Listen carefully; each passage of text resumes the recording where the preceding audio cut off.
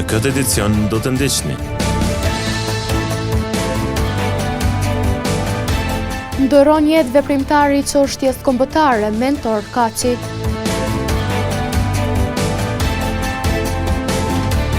Deputeti Eman Rahmani nuk do të ndryshojë qëndrimin për projekt ligjën e Kodit Civil.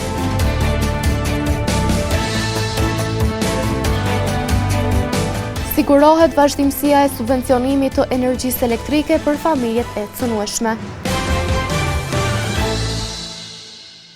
Përshëndetje, po fillojmë edicionin qendror të lajmeve këtu në televizionin Syri.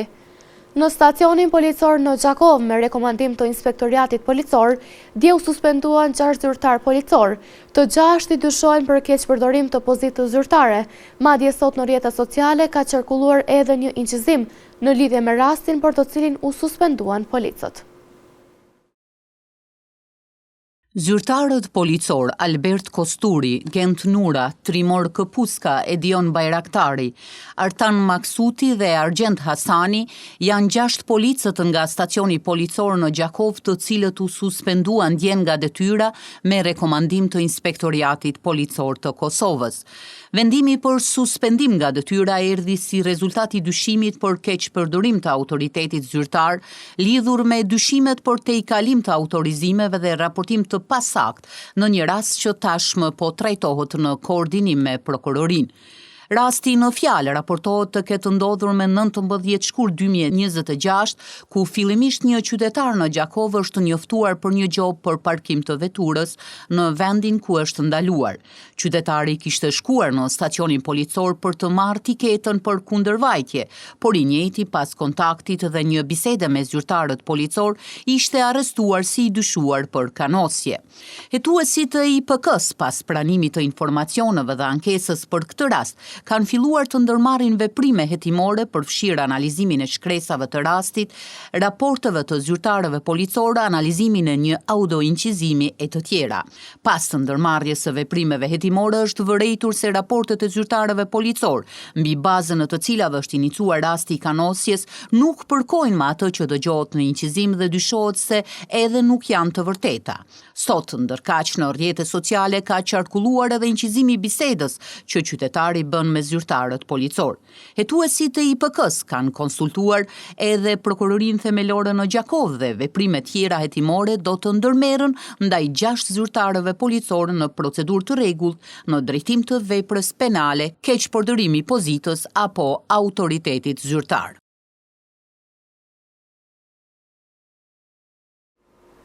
Ka ndëruar jetë veprimtari i çështjes kombëtare dhe ish i burgosur i politik, Mentor Kaçi. Ai ishte njëri nga themeluesit e frontit për rezistencë dhe një zë i fuqishëm se si duhet mbrojtur e punuar për atë dheun. Kosova sot ka humbur fizikisht intelektualin dhe veprimtarin në çështjes kombëtare Mentor Kaçin, një emër i njohur i angazhimit qytetar dhe kombëtar i cili gjithë jetën e tij ia kushtoi çështjes kombëtare dhe dashurisë për atë dheun. Mentor Kaçi ishte ndër ata intelektual që nuk u mjaftua vetëm me fjalë, por veproi me përkushtim e guxim në kohë sfidash, duke ngritur zërin për të drejtat kombëtare, për lirinë dhe dinjitetin e popullit të tij. Ai përfaconte modelin e aktivistit të palodhur që besonte se atë dheu ndërtohet me dije, me sakrificë dhe me ndershmëri. Ai ishte edhe ish i burgosur politik, një dëshmi e gjallë kohëve të rënda që kaloi populli ynë. Burgosja e tij nuk e theu, përkundrazi e forcoi edhe më shumë në idealin e tij. Pas hekurave ai mbajti të gjallë shpresën, dinjitetin dhe besimin në liri. Sakrifica e tij është çmimi i lartë që pagoi për fjalën e lirë dhe për ëndrrën e një atdheu të lirë. Si një ndër themeluesit e frontit për rezistencë dhe bashkim kombëtar, ai la gjurmë me mendimin e tij kritik, me qëndrimet e qarta dhe me kontributin në forcimin e vetdijes kombëtare. Ishte i dashur për bashkëpunëtorët, i respektuar në rrethin shoqëror dhe gjithmonë i gatshëm të ndihmonte e të këshillonte breza të rinj. Mentor Kaçi i takon gjeneratës së hershme të intelektualëve shqiptar, që tërë kapacitetin e tyre e vunë në shërbim të lirisë së atdheut. Kaçi kishte pasion edhe pikturën, ku përmes saj shikoi përtej mureve të burgut, duke shprehur ndjenjat dhe shpirtin e tij liridashës. Ndarja e tij nga jeta është humbje për familjen, miqtë dhe për të gjithë ata që njohën e vlerësuan për idealin dhe për kushtimin e tij. Kujtimi për Mentor Kaqin do të mbetet i gjallë, si shembulli një njeriu që e deshja dheun me zemër dhe veproi për të me ndërgjegje të pastër.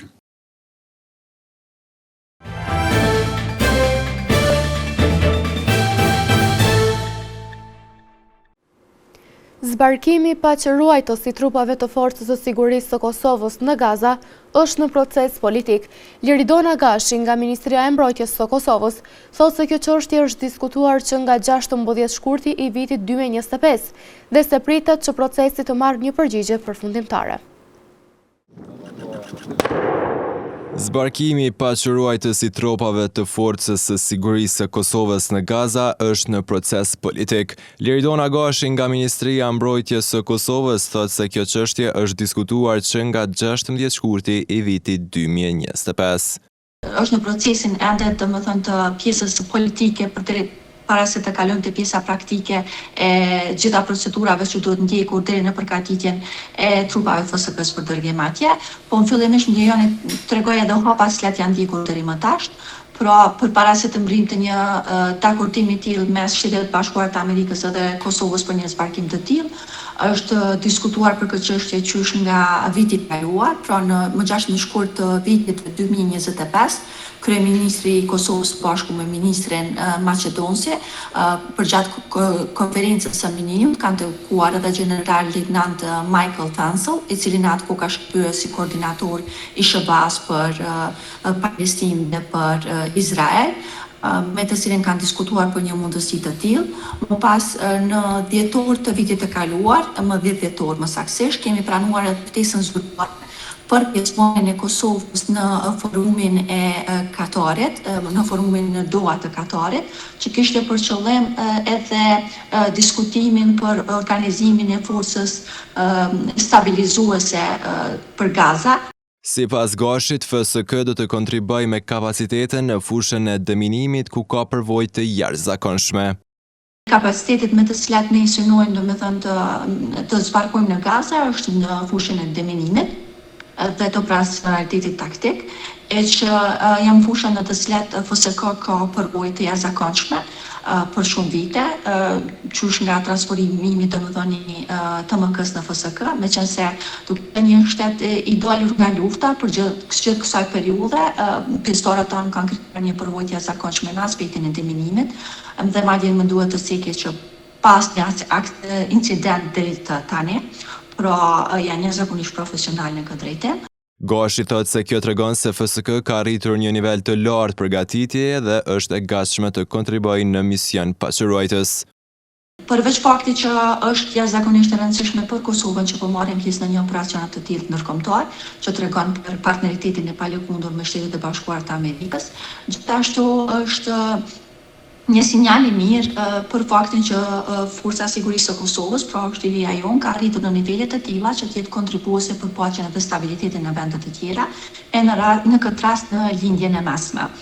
Nga Ministria e Mbrojtjes thanë se çështja ende është në procedurë dhe mbetet në vullnetin politik, pasi për të kaluar në praktik duhet të ndiqen fazat e përcaktuara në ligjin për dërgimin e FSK-s jashtë vendit. Gjithashtu kërkohet miratimi nga presidenca dhe votimi në kuvend. Deputeti i Partisë Demokratike të Kosovës, Eman Rahmani, në një lidhje virtuale me televizionin Syri, ka bërë të ditur se prioritet kryesor i qeverisë Kurti 3 për vitin 2026 janë ligjet që u kundërshtuan më parë dhe që nuk kaluan në kuvend. Ai tha se është pranuar agjenda legjislative nga qeveria, ku parashihet të votohet projekt kodit civil, projekt ligji për gjendjen civile, si dhe ai për shëndetin riprodhues. Deputeti i PDK-s Eman Rahmani ka deklaruar se është pranuar agjenda legjislative nga qeveria ku mes tjerash parashihet të votohet projekt kodi civil, projekt ligji për gjendjen civile si dhe ai për shëndetin riprodhues. Në një lidhje virtuale për televizionin Syri, deputeti Rahmani pohoi se këto janë ligjet që u akthyen mbrapsht në legjislaturën e kaluar e sot po rikthehen sërish në agjendën legjislative të vitit 2026. Në mandatin e kaluar si deputet, unë bashkë me disa kolegë kemi arritur që me i kthym mbrapsht 3 ligje të cilat kanë bojnë me traditën dhe kulturën tonë familjare, shqiptare e kombëtare. Ka qenë ligji për gjendjen civile, ku në atë ligj është para pa ndryshimi i gjinisë, apo mundësia për ta ndryshuar gjinin çdo 10 vjet, thot pa intervenime kirurgjike apo veç me një vendim apo kërkesë në zyret administrative të komunës. Ka qenë kodi civil ku është para parë që tu lejohet martesa mes gjinisë në burr me burr, gru me gru, e kështu me radhë, por edhe ligji për fertilizim ku kanë qenë disa nene shumë problematike, ku është dënimi i dhuruzve të spermatozoidit nuk të gratë cilat dëshirojnë të lindin fëmijë nuk janë të martume, donusi duhet mbetet anonim, por edhe fëmija i cili lind prej aty dhurusit nuk ka të drejta një prindin babën se kush ka qenë. Kanë qenë problematika edhe në kuadër të drejtave të fëmijëve, mirë po problemet janë të linjës së njëjtë apo të agjendës së njëjtë e cila shtyhet në vazhdimsi nga kjo qeverisje, është për çudi që i ka kthyer në prioritete gjatë fillimit vitit parë të qeverisjes kurthi të re. Deputeti Ramani gjithashtu vuri theksin të reflektimi i deputetëve, të cilët duhet të mos i mbështesin këto ligje. Unë shpresoj që deputet me reflektu, sidomos ata të pozitës, mazhorancës, për shkak që këto ligje ndikojnë edhe tek familjet e tyre, tek fëmijët e tyre, tek gjithë. Nuk janë ligje sepse fatkeqësisht në shumë diskutime edhe private që kam pas me një pjesë të deputetëve e kanë arsyetuar që unë kujdesem për fëmijën tim, këto janë ligje që duhet me kalu, por ligji kujdeset edhe për fëmijën e deputetit edhe ndaj secilit, edhe nuk mundemi me kriju ligje për qytetarët edhe me largu na fëmijën tonë prej atij ambientit ku jetojmë. Të gjithë duhet të angazhohemi që t'i ndalim këto ligje në kuvend, shtoi deputeti Ramani. Du të angazhohem maksimalisht që t'i ndalim këto ligje ashtu siç jam angazhuar dhe kom arrit mandatin e kaluar, por që tash është një fillim i ri i legjislaturës edhe besoj që i kanë ma shumë në kontroll vetë pushteti edhe partia në pushtet gjithë deputet e shumicës, për shkak që numrat i kanë si shumicë, por unë shpresoj që lëvizin apo dalin dikush nga subjekti tyre që mos t'i mbështesin këto ligje. Kjo agjendë tashmë edhe në nivel global ka filluar të zbehet, prandaj është të çuditshme se si qeveria po synon t'i risjell sërish, shtoi Ramani. Tashmë fatmirësisht kjo agjendë edhe në nivel global ka filluar me Europë peshë asaj edhe mbështetja në përgjithësi, tu fillu prej Amerikës, por edhe prej shumë vende të Evropës. Për mua është habi se si kjo qeverisje po provon që Kosovën me kthy në qendër edhe të nivelit evropian me shtytje pa ndërprerje të kësaj agjende, të cilën nuk ka asnjë interes. Unë po them ne kemi hasë edhe gjatë vitit kaluar ku pjesë e kësaj agjende kanë qenë edhe doracakt në cilët janë shpërndarë për shkolla që kanë qenë të dedikuar për mësimdhënës rreth edukimit seksual, por që nuk ka pas bëj fare me edukimin seksual, ato kanë qenë më shumë mënyra se si duhet ngasmohet seksualisht një fëmijë se sa edukimi seksual. Projekt Kodi Civil i Republikës së Kosovës, ku parashihet martesa burr me burr dhe grua me gru, pritet të vijë në kuvend për votim me 30 tetor 2026. Projekt ligji për gjendjen civile, ku parashihet ndryshimi i gjinisë çdo 10 vjet, pritet të vijë në kuvend për votim me 30 qershor 2026, ndërsa projekt ligji për shëndetin riprodhues dhe fertilizim të asistuar mjekësor, ku parashihet që gratë të lindin pa burra dhe këtyre fëmijëve t'u ndalohet të dinë se kë e kanë baba, pritet të vijë në kuvend për votim me 1 tetor 2026.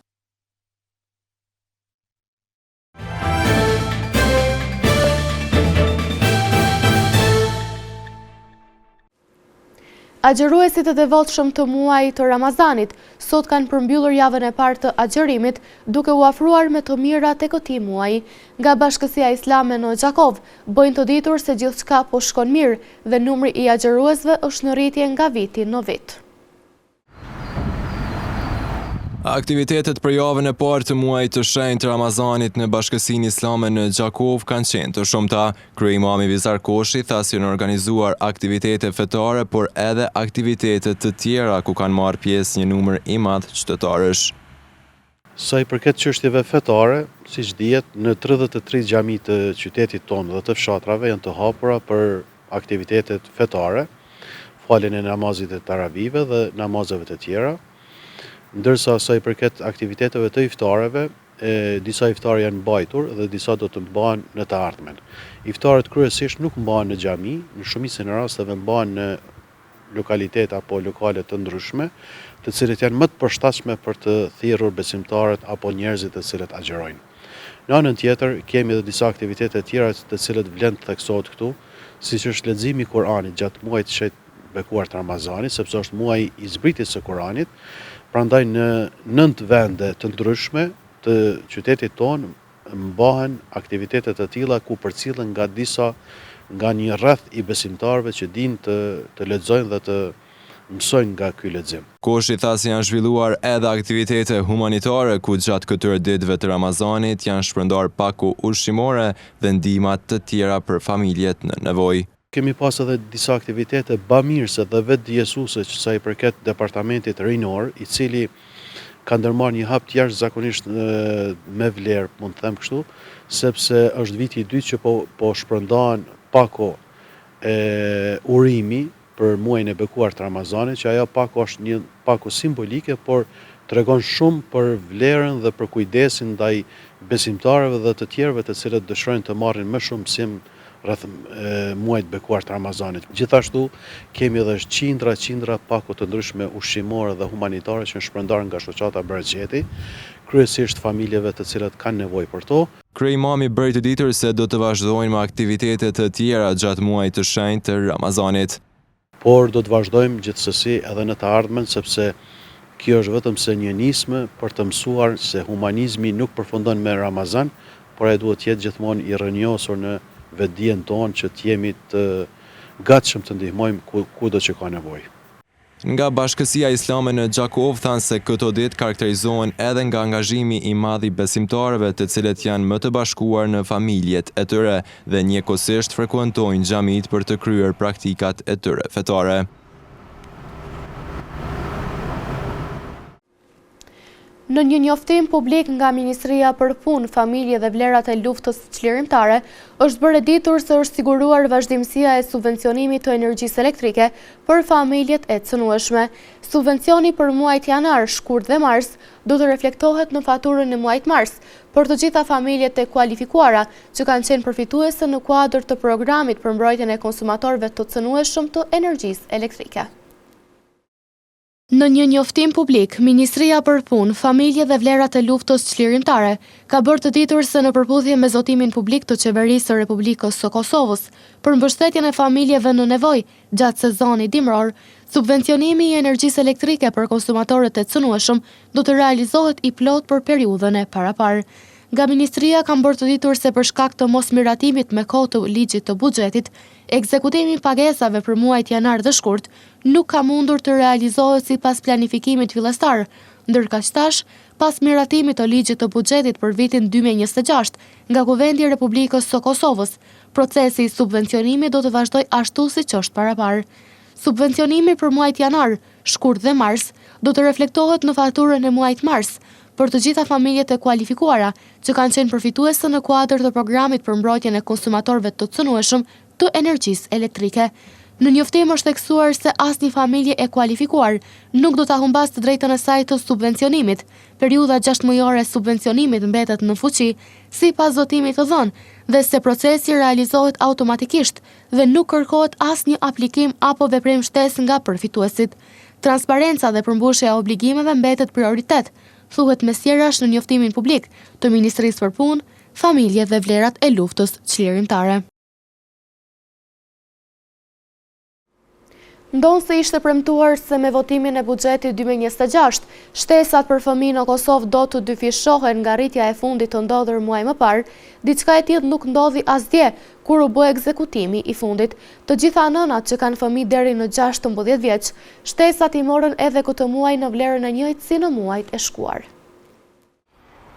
Pavarësisht faktit se gjatë fushatës zgjedhore u premtua se do të ketë rritje të shtesave për fëmijë në Kosovë, ato vazhdojnë të paguhen sipas tarifave ekzistuese, 30 deri në 45 euro për fëmijë. Gjatë së mërkurës, në xhirollogarit të nënave që kanë fëmijë nën 16 vjeç, në nivel vendi u ekzekutuan pagesat të shtesave për fëmijë, por edhe këtë muaj ato ishin njëjtë si në muajin e kaluar dhe nuk kishte asnjë ndryshim. Kryeministri Kurti, në tubimin përmbyllës në Gjakov të fushatës zgjedhore për kryeminist gjatë dhjetorit të vitit 2025, pati deklaruar se, krahasuar me vitet e kaluara të shumës së shtesave, një nga vendimet e para të qeverisë Kurti është edhe rritja e shtesave pas votimit të buxhetit 2026, por diçka e tillë nuk ndodhi as këtë muaj, edhe pse buxheti u votua.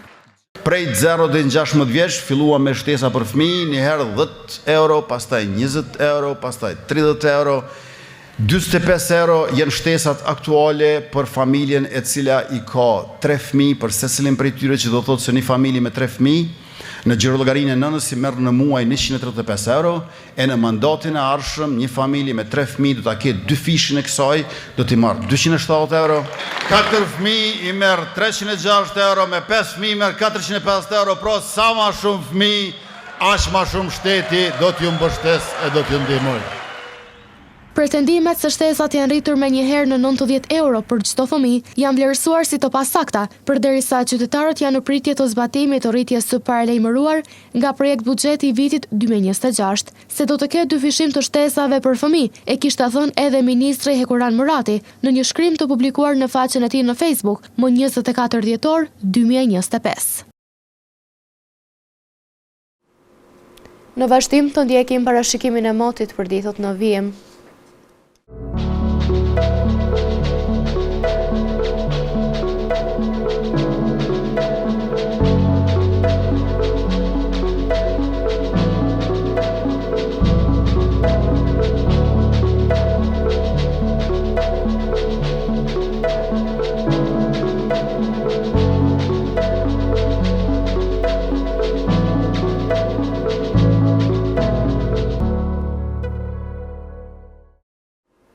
Para se të ndahemi, të ndjekim edhe një herë titujt kryesor të këtij edicioni.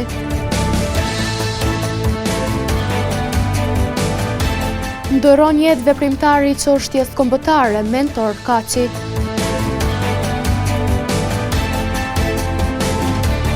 Deputeti Eman Rahmani nuk do ta ndryshojë qëndrimin për projekt ligjin e Kodit Civil.